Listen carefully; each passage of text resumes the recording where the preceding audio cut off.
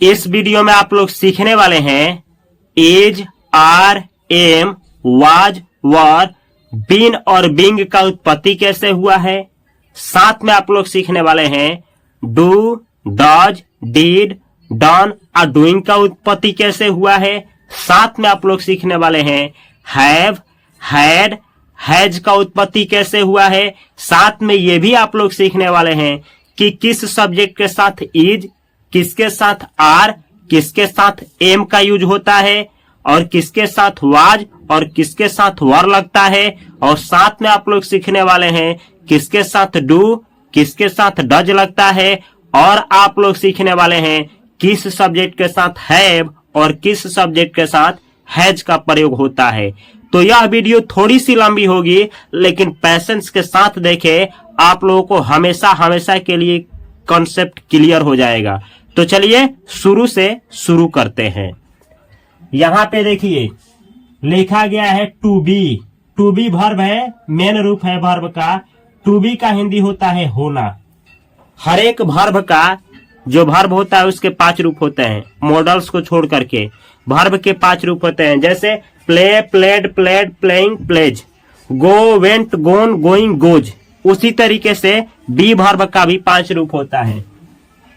B verb का 5 रूप क्या होता है, तो यहाँ पे लिखा गया है V1 यानी वर्ब का पहला रूप, V2 यानी वर्ब का सेकेंड रूप, V3 यानी वर्ब का तीसरा रूप, V4 यानी वर्ब का चौथा रूप और V5 यानी वर्ब का 5वां रूप। तो चलिए समझा जाए कि बी वर्ब का 5 रूप क्या होता है। बी वर्ब का पहला रूप होता है आर, जिसका हिंदी होता है या हो। एम, हूं, यानी बी वर्ब का पहला रूप 2 होता है। क्या होता है, are am, are am. Be verb का 2 रूप हुआ, पहला ही 2 रूप हो जाता है आर एम। सेम वैसे ही बी वर्ब का दूसरा रूप भी 2 होता है, वाज, जिसका हिंदी होता है था या थी, और दूसरा होता है वर, जिसका हिंदी होता है थे। तो आप क्लियर कर लीजिए यहीं पे, बी वर्ब का V1 2 होता है। क्या होता है, आर एम। V2 भी 2 होता है, वाज, वर। और बी वर्ब का तीसरा रूप केवल बीन होता है, BEEN, बीन। इसका यूज आप लोगों को पैसिव वॉइस में देखने को मिलेगा बहुत, बीन। बी वर्ब का चौथा रूप होता है बींग, BEING, बींग। इसका भी यूज पैसिव वॉइस में होगा, बी यानी होना। और ये है इसका 5वां रूप इज, जिसका हिंदी होता है। तो एक चीज तो आप लोग समझ जाइए, अभी गांठ बांध लीजिए। इज, आर, एम, इसका उत्पत्ति कहां से हुआ है, बी वर्ब से। इज आर एम है क्या, तो इज है वर्ब का 5वां रूप, आर और एम है वर्ब का पहला रूप। किस वर्ब का, बी वर्ब का। तो is, are, am be verb का पहला और 5वां रूप है। ठीक है, सेम वैसे ही वाजवर। ये वाजवर क्या है, तो बी वर्ब का दूसरा रूप है क्या चीज, वाज और वर। ठीक है, और बीन है बी वर्ब का तीसरा और बींग है बी वर्ब का चौथा रूप। तो अब आप लोग से हम पूछ रहे हैं is, are, am, was, were, been, being, is, ये सब क्या है, तो ये है आपका बी वर्ब का रूप। ठीक है, अगला है, ऐसे समझना है टू डू। टू डू का मतलब होता है करना। इसको मूल वर्ब बोला जाता है, मेन वर्ब यही है, टू डू यानी करना। ठीक है, इसका पहला रूप होता है डू, पहला रूप होता है डू। इस वर्ब का पहला रूप क्या होता है, डू। टू डू वर्ब का पहला रूप डू होता है, और दूसरा पूछे तो डीड, डीड यानी किया। इसका इस्तेमाल किस में होगा, तो इसका इस्तेमाल पास्ट टाइम को दिखाने के लिए किया जाता है। वर्ब का दूसरा का इस्तेमाल पास्ट टाइम शो करने के लिए। ठीक है, डू वर्ब का V2 होता है डिड, जिसका हिंदी होता है किया। टू डू वर्ब का तीसरा रूप होता है डन, और टू डू वर्ब का चौथा रूप होता है डूइंग, और इसका 5वां रूप होता है डज। तो आप लोगों को हमेशा सिखाया जाता है डू और डज। जैसा यहाँ पे सिखाया जाता है is, are, am. Is, are, am क्या है, तो is, are, am be verb का पहला और 5वां रूप है। सेम वैसे ही डू और ये डज। डू डज क्या है, डू डज क्या है? तो डू डज क्या है? तो डू वर्ब जो होता है करना, उसका पहला पहला पहला और डज पांचवा रूप है। यानी डू पहला और डज पांचवा रूप है। ठीक है। और डिड क्या है? तो डिड सेकेंड फॉर्म है किसका? डू वर्ब का। चलिए आगे सीखा जाए। टू हैव का मतलब होता है रखना। टू हैव यानी रखना। हैव का मतलब होता है पास है। कोई चीज पास बतलाने के लिए I have a pen, I have a marker, मेरे पास एक कलम है, मेरे पास एक मार्कर है, ऐसे बनाया जाता है। हैव का मतलब होता है पास है। तो टू हैव का पहला रूप हैव, दूसरा सेकेंड फॉर्म हैड, पास था आई हैड अ पेन, मेरे पास एक कलम था, पास्ट में बतलाने के लिए हैड पास था। और टू हैव का तीसरा रूप क्या होता है? हैड ही होता है, हैड होता है। ठीक है। अब आप लोग सोच रहे होंगे कि इस दोनों में अंतर क्या है? टेंस पढ़ाएंगे क्लियर होगा। ठीक है। कैसे आप जानेंगे कि ये तीसरा लगा है कि दूसरा? आप समझ में आ जाएगा, आपको पूरा समझ में आएगा। टू हैव, इसका चौथा रूप क्या है? Having, HAVING, having. और इस टू हैव वर्ब का पांचवा रूप क्या है? हैज, जिसका हिंदी है पास है। Ram has a pen, Ram के पास एक कलम है। Sita has a pen, Sita के पास एक कलम है। इस तरीके से। ठीक है। तो आप लोगों से अब पूछा जाएगा, यह है हैव, हैज है, हैज, हैव, हैड, यानी हैव, हैड, अहैज, ये सब क्या है? हैविंग क्या है? तो याद रखिएगा, हैव, हैज, हैड, हैविंग जो है हैव वर्ब का रूप है। ठीक है। अब ये सब क्यों पढ़ा रहे हैं? तो देखा जाए, कभी भी वर्ब का पहला और वर्ब का पांचवा रूप का प्रयोग प्रेजेंट टाइम को दिखाने के लिए किया जाता है। प्रेजेंट टाइम को, जैसे में यूज हो गया, आर हो गया, एम हो गया, किस टाइम को दिखाएगा? इज आर एम का प्रयोग प्रेजेंट टाइम को दिखाने के लिए किया जाएगा। ठीक है। सेम वैसे ही डू हो गया, डज हो गया, प्रेजेंट टाइम को बतलाने के लिए। सेम वैसे ही हैव, हैज का प्रयोग प्रेजेंट टाइम को दिखाने के लिए। दुनिया का कोई भी सेंटेंस हो, अगर उसमें V1 और V5 का प्रयोग नहीं किया गया है तो प्रेजेंट टाइम को नहीं दिखाएगा। चाहे वो कोई टेंस हो, चाहे वो सेंटेंस हो, चाहे कुछ भी हो, प्रेजेंट टाइम को दिखाने के लिए या तो वर्ब का पहला रूप या तो पांचवा रूप का इस्तेमाल करना ही होगा। चाहे आप टेंस पढ़िए, चाहे सिंपल सेंटेंस पढ़िए, चाहे इंपरेटिव, चाहे कुछ भी पढ़िए। ठीक है। सेम वैसे ही पास्ट टाइम को दिखाना हो तो आप इस्तेमाल करेंगे वाज वर का, डिड का और हैड का। अगर ये सब नहीं आया तो फिर वो पास्ट हो ही नहीं सकता है। ठीक है। चलिए अब आपको सिखाते हैं कि किसके साथ इज, किसके साथ आर, किसके साथ एम का यूज, किसके साथ वाज और किसके साथ वर लगाएंगे, किसके साथ डू, किसके साथ डिड और किसके साथ डज का इस्तेमाल होगा, किस सब्जेक्ट के साथ हैव और किसके साथ हैज और किसके साथ हैड लगेगा। ध्यान से देखना है। यहाँ पे मैं लिखा हूं प्रेजेंट टाइम। प्रेजेंट टाइम में किसका यूज होगा? वर्ब का पहला, यानी पहला का मतलब क्या हुआ? यहाँ पे लिखा है पहला और पांचवा। प्रेजेंट टाइम को दिखाने के लिए पहला पांचवा का इस्तेमाल होता है।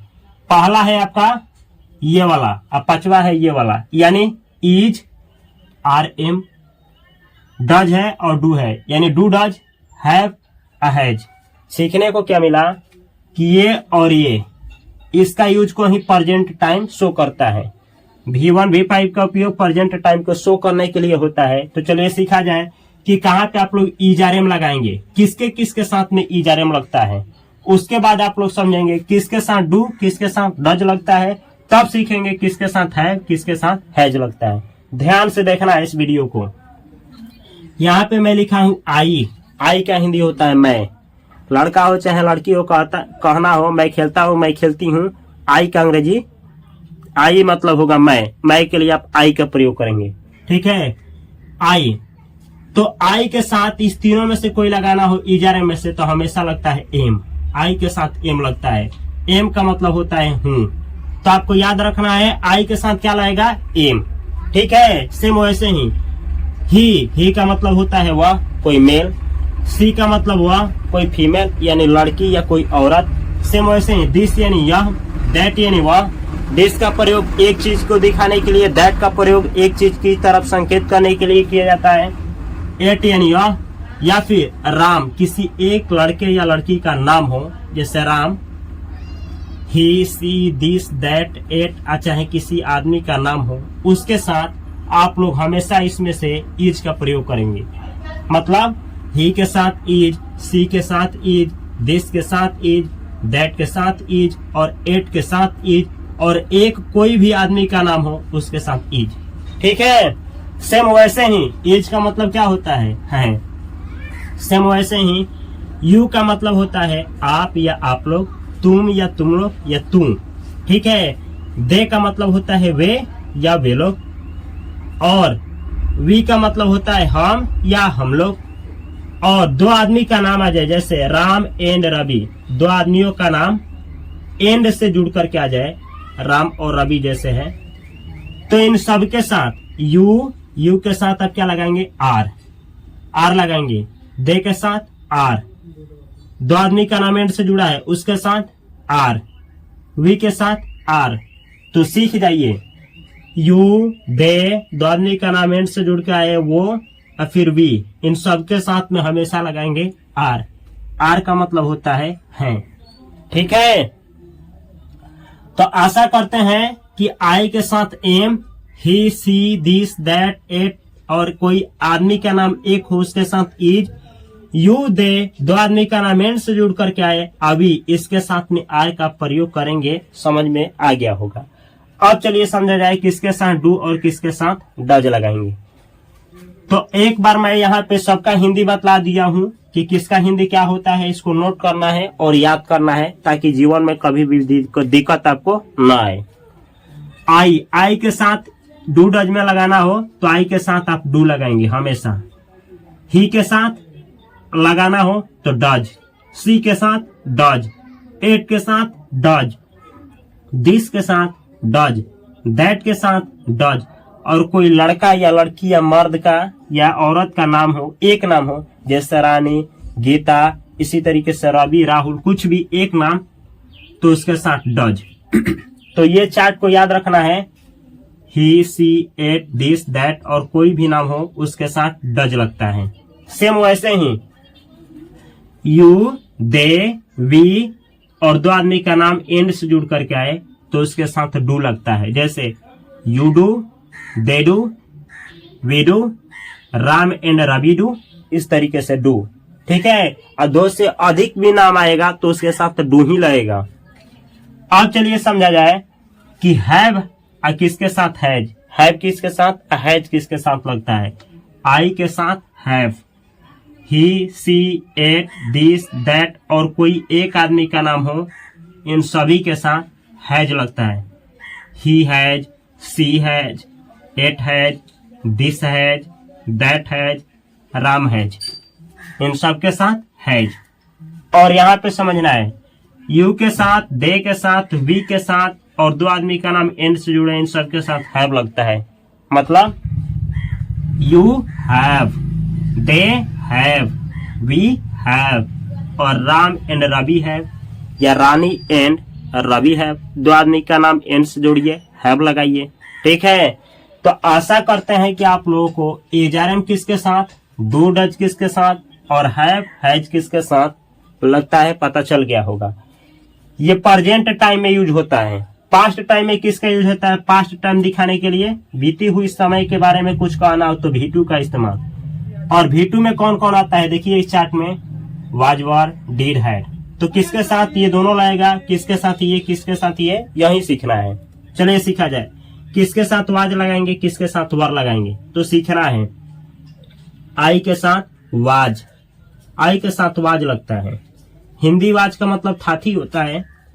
ही, सी, एट, दिस, दैट, कोई एक आदमी का नाम हो, इन सब के साथ वाज ही लगता है। ठीक है। यू, दे, वी कोई दो आदमियों का नाम एंड से जुड़ के आए, इन सब के साथ वर लगता है।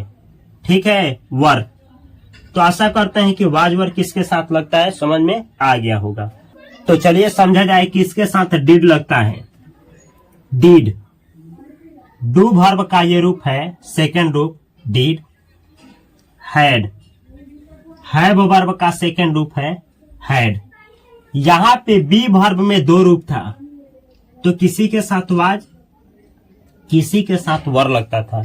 लेकिन डू वर्ब का एक रूप है और है वर्ब का एक ही रूप है, हैड, V2। तो सबके साथ यानी पास्ट में सब्जेक्ट कुछ भी हो, प्लूरल हो, सिंगुलर हो, high, I, he, she, it, कुछ भी हो, सबके साथ डिड और सबके साथ हैड रहेगा। जैसे आई के साथ did, he, she, it, this, that, दो, चाहे कुछ भी हो, राम नाम, कोई भी एक नाम हो, यू, दे, वी, दो आदमियों का नाम, कुछ भी हो, पास्ट में सबके साथ डिड ही लगेगा। ठीक है, सेम वैसे ही हैड में भी वही हाल, कुछ भी हो, I, he, she, it, this, that, you, they, we, Ram and Ravi, सबके साथ हैड, सबके साथ हैड। क्योंकि ये जो हैड है इसका तो दो रूप नहीं ना है, दो नहीं है, तो सबके साथ पास्ट में इस्तेमाल होगा। ये इसका भी दो रूप नहीं है तो सबके साथ होगा। लेकिन बी वर्ब का दो रूप होता है, इसीलिए इसका इस्तेमाल सिंगुलर सब्जेक्ट के साथ और वर्ब का उपयोग प्लूरल सब्जेक्ट के साथ होता है, जो कि यहाँ पे समझाने का प्रयास किया हूं मैं।